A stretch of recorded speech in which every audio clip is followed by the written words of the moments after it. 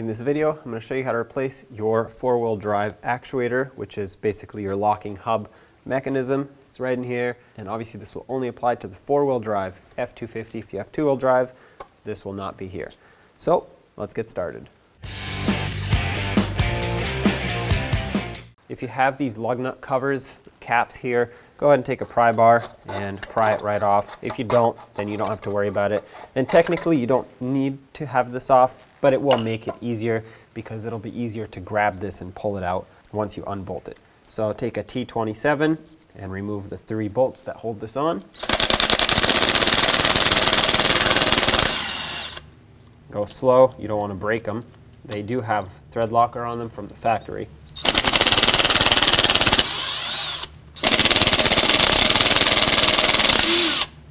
Once that's done, you can wiggle this around.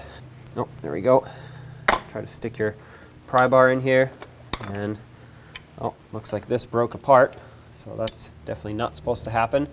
Now we just have to get the rest of this out of here. I'm going to grab some needle nose pliers and just pull this straight out. There we go. This is what it was supposed to do. This should have stayed attached like that, but unfortunately it broke apart. That's all right. Take this out, discard it. In here, there's plenty of grease left. If you wanted to add more grease to the new one, go ahead and do so.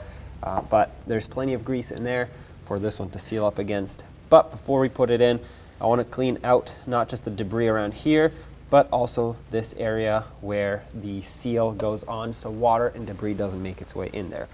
So grab either a sanding disc if it's in really poor condition, or a sanding block and just do it by hand with a piece of sandpaper or a razor blade, whatever you have. Just make sure that this is nice and clean. I'm going to stick a rag in here to avoid debris going inside, and then I'm going to use a very worn out sanding pad and just scuff up the surface, remove all of this debris.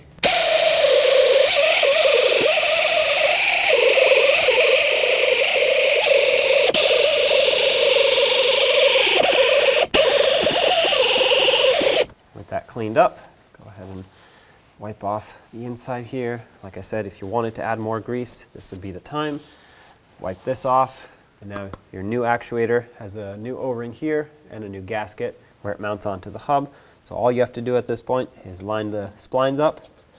Just give it a couple twists, press it in.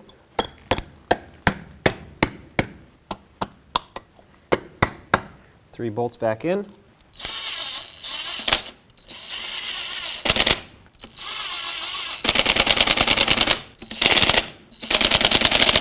Make sure they're nice and snug. Now you can put this back on. Make sure this is in the unlocked position. And there you have it. When only the best will do, demand TRQ. The only company that lets you view before you do.